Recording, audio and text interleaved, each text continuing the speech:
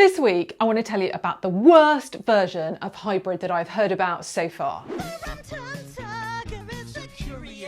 Word reached me of this proposal some weeks and months ago, and it originally came from a bank. And the idea was that senior people would be able to choose if and when they went into the office anytime, and junior people would be required to turn up in the office all day, every day. Now, of course, I asked the person who was telling me about this what it was they were trying to achieve, and I was told that this was going to be a great system because juniors were desperate to be out of their shared accommodation, back in the office, learning things, getting energy from each other, dating each other, going out on wild nights.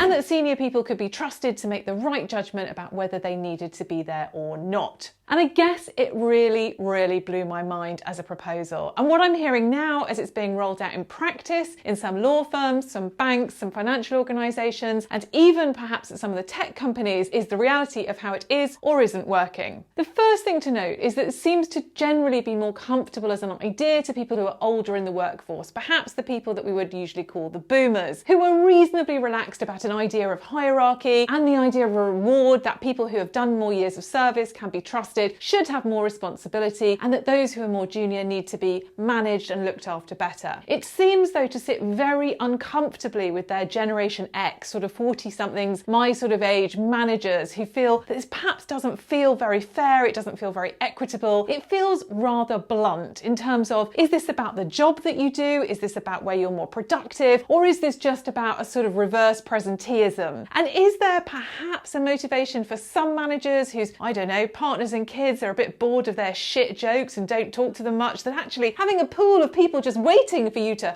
turn up, offer your advice, be hilarious,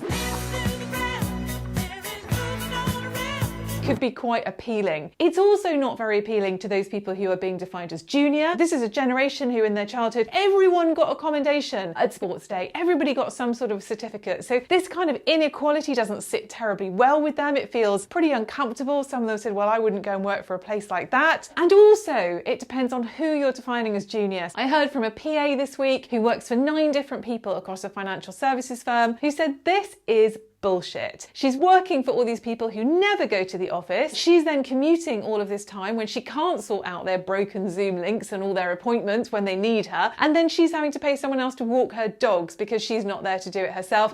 Benton!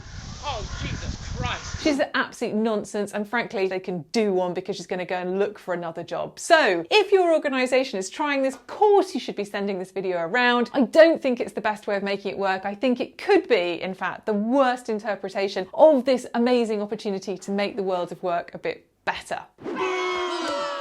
But I'd love to hear your thoughts, and if it is working for you, tell me. Maybe I've missed something great about this, so do get in touch if it does work or appeal to you on some level. Otherwise, on the bad news front, Monty's also had a pretty terrible week.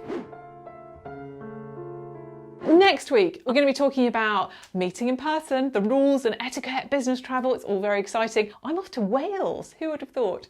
See you next Friday.